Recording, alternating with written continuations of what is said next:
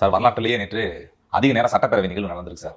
எப்படி பாக்குறீங்க? பாவம் நிறைய பேர் சுகர் பேஷண்ட்லாம் உள்ள இருக்காங்க. அப்படி இருக்கப்ப இப்படி நடத்தினா என்ன சார் நியாயம்? எனக்கு உள்ளபடியே மிகவும் பெருமையாக இருக்கிறது. இந்தியாவில் எந்த மாநிலத்திலும் இல்லாத வகையில் மிக நீண்ட நேரம் நாம் நடத்தியிருக்கிறோம். தமிழக வரலாற்றில் முதல் முறையாக பிரேக் இல்லாம கண்டினியூஸா இவ்வளவு நேரம் நடந்திருக்கிறது. அங்கே நடத்தப்படும் ஒவ்வொரு விவாதங்களும் மக்கள் சார்ந்து மக்களுக்காக நடத்தக்கூடிய விவாதங்கள் என்பதை நாம் கவனத்தில் கொள்ள வேண்டும். 9-10 மணி நேரம் பேசியிருக்காங்க. 10 மணி நேரம் என்ன பேசினாங்க? இந்த ஜான் அண்ணா விஜய் அண்ணா தூக்கி வரமா வச்சு ஏமாவில் அவர்கள் மைக்கு நாங்க தான் பண்ணோம், மேசேஜ் நாங்க தான் பண்ணோம், அதெல்லாம் விட்டுரு. ஆனால் அதோட நோக்கம் என்ன? மக்களுக்கான பிரச்சனைகளை பேசக்கூடிய அவை அது. அந்த அவையில் அதை தைரியமா வர சொல்றாங்க பாரு. நம்ம முன்னாடி 4 மணிக்கே போயிடுவான், 2 மணிக்கே போயிடுவான். இப்ப போட்டு உயிர் எடுக்கிறீங்க. அவங்க சின்ன பசங்க அங்க இருக்காங்க. அப்ப சின்ன பசங்க எதுக்கு போட்டி போடுற? நீ வயசாயிடுச்சுல. சோ சபாநாயகர் திரு பிரபாகர் அவர்கள் எல்லோருக்கும் வாய்ப்பு கொடுக்குறார். எல்லா உறுப்பினர்களும் கொடுக்கக்கூடிய கொஸ்டின்ஸை நீங்க எந்திரிச்சு பேசுங்க, நீங்க பதில் சொல்லுங்க என்று ஒரு ப்ராப்பர் டெமோக்ராட்டிக் செட்டப்ல இந்த லெஜிஸ்லேட்டிவ் அசம்பிளி நடக்கிறது என்று நான் பார்க்கிறேன். அண்ட் பலமுறை நாமும் பேசிவிட்டோம், பல ஊடகங்களும் இதை பதிவு செய்திருக்கிறது. பல கோடி மக்கள் இந்த நேரலையை கண்டு ரசிக்கிறார்கள், கழிக்கிறார்கள், பங்கு பெறுகிறார்கள், விவாதிக்கிறார்கள்.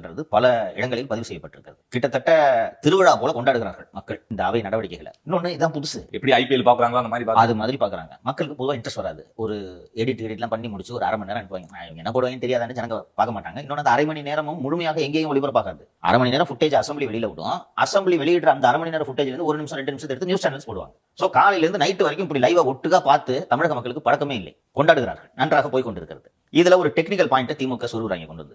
நீங்க அவை குறிப்பிலிருந்து நீக்கிறீங்க, அதை ரீல்ஸ்ல போடுறாங்க, என்னங்க மறுவாதி உங்களுக்கு என்று கேட்கிறார்கள். டெக்னிக்கலாகவும் சட்டப்படியும் இது சரிதான். நம்ம ஏற்கனவே இது பற்றி பேசும்போது நான் சொன்னேன், அவையின் குறிப்புகளில் அவை இடம்பெறாது. சமூக வலைதளங்களில் இது பரவுவதை பற்றி அவை உறுப்பினர்கள் கவலை கொள்ள வேண்டியதில்லை என்று நான் நினைக்கிறேன். அப்ப நீக்கிற அளவுக்கு எதுக்கு பேசுறீங்க? பேசுறது தப்புன்றது உங்களுக்கே தெரியும். பேசிட்டு அதை அவை குறிப்பிலிருந்து நீக்குங்கன்னு சொல்றாங்க. சோ உங்கள் மீது தவறு. இப்போ என்ன ஆலோசித்துக் கொண்டிருக்கிறார்கள் என்றால் 15 நிமிஷம் லேக் கிரியேட் பண்றதா ஆலோசிச்சுட்டு இருக்காங்க. அதாவது 10 மணிக்கு நடக்கக்கூடிய அவை 10:15 நமக்கு வரும். அது லைவ் அல்ல, அது லைவ் கிடையாது. சோ இதை பேரவை தலைவர் ஆலோசித்துக் கொண்டிருப்பதாக தகவல்கள் வருகின்றன.